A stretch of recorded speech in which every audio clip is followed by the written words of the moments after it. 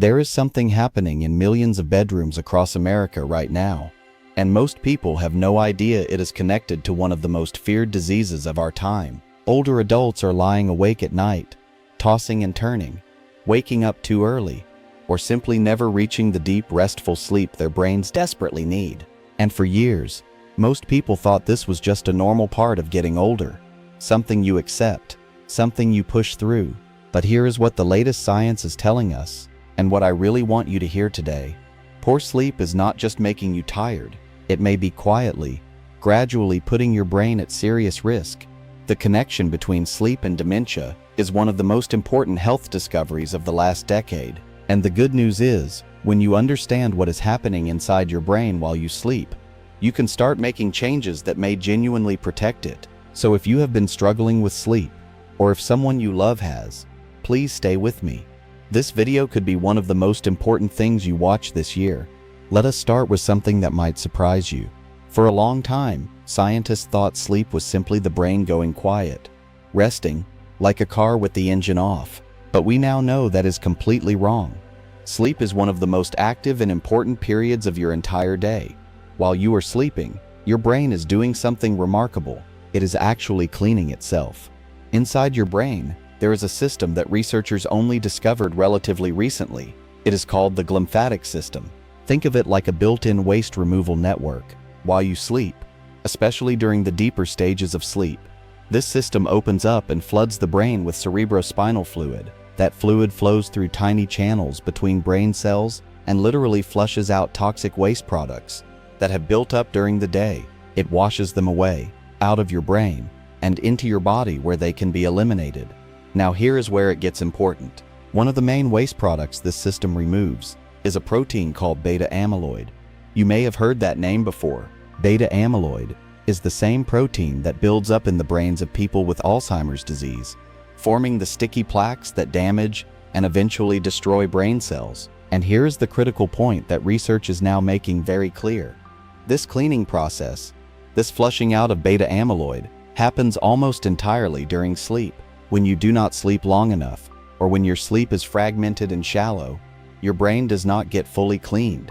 Night after night, year after year, that toxic protein accumulates, and over time, that accumulation may be laying the groundwork for cognitive decline. A landmark study published in the journal Science found that just one night of sleep deprivation significantly increased beta-amyloid buildup in the human brain. One night. Now imagine what happens when someone goes years, as many seniors do, with consistently poor sleep. Research from the National Institutes of Health has shown that people who regularly sleep less than 6 hours a night in their 50s and 60s have a significantly higher risk of developing dementia later in life. These are not small, uncertain findings. These are large, long-term studies following thousands of people across many years, and the evidence keeps growing stronger. But beta-amyloid is not the only concern. Sleep also plays a powerful role in managing another protein called tau. In healthy brains, tau helps keep brain cells structured and functioning properly. But when tau becomes abnormal, which can happen partly due to poor sleep, it forms dangerous tangles inside brain cells. These tau tangles are another hallmark of Alzheimer's disease. Poor sleep seems to accelerate the spread of abnormal tau through the brain, according to research published in the journal BMJ Open. So when we talk about sleep and dementia, we are not talking about one small risk factor. We are talking about multiple pathways through which poor sleep can damage the brain. And the science behind each one is becoming clearer every year. Now let us talk about something equally important: why sleep becomes harder as we age. Because I want you to understand that struggling with sleep after 60 is not a personal failure. It is not weakness. There are real biological reasons why this happens, and understanding them helps you address them more effectively. As we get older, our bodies produce less melatonin, the hormone that signals to our brain that it is time to sleep. Our internal body clock, called the circadian rhythm, also tends to shift. Many older adults find themselves feeling sleepy earlier in the evening and then waking up earlier in the morning than they used to. The architecture of sleep itself changes too. We spend less time in the deep, slow-wave sleep that is so critical for brain cleaning, and more time in lighter stages of sleep, where we are more easily disturbed. conditions that become more common with age, like sleep apnea, restless leg syndrome, chronic pain, and the need to use the bathroom during the night, all further disrupt sleep quality. And certain medications commonly prescribed to older adults can also interfere with normal sleep patterns.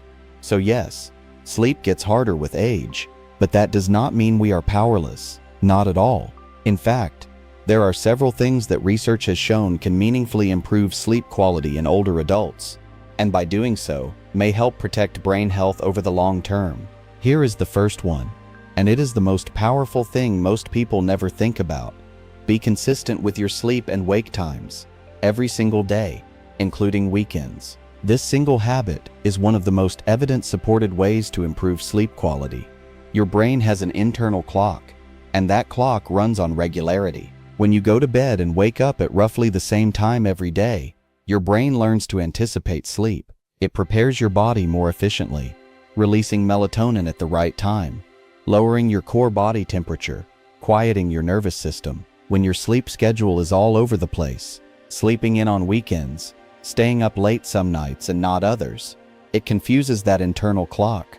It is like constantly changing time zones without ever fully adjusting. Research from Harvard Medical School has consistently shown that sleep regularity is one of the strongest predictors of sleep quality and duration in older adults. You do not have to be perfect, but try to keep your schedule within about 30 minutes of the same time each day. The second thing that research strongly supports is getting natural light exposure in the morning. Here is something most people miss completely. Your circadian rhythm, your body clock, is largely set by light, specifically by exposure to natural bright light in the first hour or two after you wake up. When light enters your eyes in the morning, it sends a powerful signal to your brain. It is daytime, be alert, and that signal also sets a timer. Roughly 14 to 16 hours later, your brain begins releasing melatonin to prepare you for sleep. When you do not get that morning light, when you stay inside with curtains drawn, or wear sunglasses immediately, that timer gets blurry. Your melatonin release becomes irregular, and falling asleep at the right time becomes harder. Studies published in the journal Sleep Medicine Reviews have found that morning light exposure significantly improves sleep quality and duration in older adults. Even 15 to 20 minutes of sitting by a window, or better yet, a short walk outside in the morning, can make a meaningful difference. And I know this can feel like a small thing, but sometimes it is the small, consistent things that matter most. The third area to focus on is your sleep environment, and specifically, the temperature of your bedroom. This is something many people overlook completely. Your core body temperature naturally needs to drop slightly for you to fall into deep sleep. If your bedroom is too warm, that process is disrupted. Research suggests that the ideal sleeping temperature for most adults is somewhere between 60 and 67 degrees Fahrenheit. Keeping your room cool and using breathable bedding materials can help your body make that natural temperature drop more easily. A cool, dark, quiet bedroom is not just a comfort preference. It is a legitimate tool for improving the depth and quality of your sleep. The fourth thing I want to talk about is physical activity. And this connection is stronger than most people realize. Studies have found that regular moderate exercise, things like walking, swimming, gentle cycling, or even chair-based exercises, significantly improve sleep quality in older adults. Exercise helps regulate your circadian rhythm, reduces anxiety and depression that often interfere with sleep, and has been shown to increase the amount of time spent in deep slow-wave sleep, exactly the stage where your brain does its most important cleaning work. A study published in the journal Mental Health and Physical Activity found that adults over 60 who engaged in regular moderate physical activity slept better, woke up less during the night, and felt more rested in the morning compared to those who were sedentary. You do not need to run a marathon. A 30-minute walk most days of the week is enough to start making a real difference. And this is where it really matters. Even modest improvements in sleep quality can have meaningful effects on brain health over time. The fifth point is about something many seniors do not discuss with their doctors, and really should. It is sleep apnea. Sleep apnea is a condition where breathing repeatedly stops and starts during sleep, often causing the person to wake up briefly without even realizing it. It is remarkably common in older adults. Some studies suggest it affects more than 50% of people over 65, and it is dramatically underdiagnosed. Sleep apnea does two very harmful things to the brain. First, it reduces oxygen levels during sleep, which is directly damaging to brain cells. Second, it constantly disrupts the deeper stages of sleep, meaning the glymphatic cleaning system cannot function properly. Research published in Nature Communications found that sleep apnea significantly accelerates cognitive decline and is associated with earlier onset of dementia. The good news is that sleep apnea is treatable. The most common treatment, called CPAP therapy, has been shown in studies to reduce cognitive decline risk when used consistently. If you snore loudly, wake up gasping, or feel exhausted no matter how much you sleep, please talk to your doctor about being evaluated for sleep apnea. It could be one of the most important conversations you have for your brain health.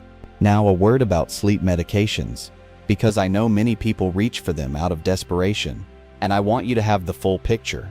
Certain sleeping pills, particularly a class called benzodiazepines, and some older antihistamine-based sleep aids, have actually been linked in research to increased dementia risk with long-term use. They may help you feel like you are sleeping, but they often suppress the deep sleep stages your brain needs most. This does not mean you should abruptly stop any medication without talking to your doctor, but it does mean that medication should not be the first or only tool you reach for. Research consistently shows that a structured behavioral approach to sleep, called cognitive behavioral therapy for insomnia, or CBT-I, is more effective than sleeping pills for long-term sleep improvement and has no harmful side effects. Ask your doctor about it. It is available through therapists and increasingly through digital programs that are accessible from home. There is also growing research on the role of a short afternoon nap, and this is interesting. For many older adults, a brief nap of 20 to 30 minutes in the early afternoon can improve alertness and well-being without significantly disrupting nighttime sleep. However, and this is important, naps longer than 30 minutes, or naps taken too late in the afternoon, can make it harder to fall asleep at night and reduce the quality of nighttime sleep. So if you enjoy an afternoon rest, keep it short and keep it early. One more thing I want to mention, because it comes up so often. Many older adults lie awake at night with a busy, anxious mind, worries about health, finances, family. The mind does not always quiet down just because the lights go off. Research supports several gentle approaches here. A consistent wind-down routine in the hour before bed, dimming lights, avoiding screens, doing something calming like reading a physical book, gentle stretching, or listening to soft music signals to your brain that sleep is coming. Writing down your worries or tomorrow's to-do list before bed can also help. There is evidence that this simple act of offloading thoughts onto paper reduces nighttime rumination, and practices like slow deep breathing or progressive muscle relaxation have been shown in studies to reduce the time it takes to fall asleep and improve sleep depth. Here is the single most important thing I want you to take away from everything we have talked about today. Sleep is not a luxury. It is not something you can safely cut corners on, especially as you get older. It is one of the most powerful tools your body has to protect your brain, and the research now makes that clearer than ever before. Every night of good restful sleep is your brain doing the maintenance work it needs to stay sharp, clear, and healthy for the years ahead. And while there is no guarantee, no one can promise that good sleep will prevent dementia, the evidence strongly suggests that protecting your sleep is one of the most meaningful things you can do for your long-term brain health. Start with one change, just one. Whether it is setting a consistent wake time, getting outside for 15 minutes of morning light, keeping your bedroom cooler, or talking to your doctor about sleep apnea, one small, consistent change can begin to shift things in a meaningful direction. Now, I would love to hear from you. Of everything we talked about today, the brain cleaning system, the morning light, the sleep apnea connection, what surprised you the most? Or if you have found something that has genuinely helped your sleep, please share it in the comments below. Your experience might be exactly what someone else needs to hear. And if you found this helpful, please subscribe to this channel. Every week, we share new, evidence-based health information made specifically for people like you, because you deserve clear, honest, and caring health guidance at every stage of life. We will see you in the next one.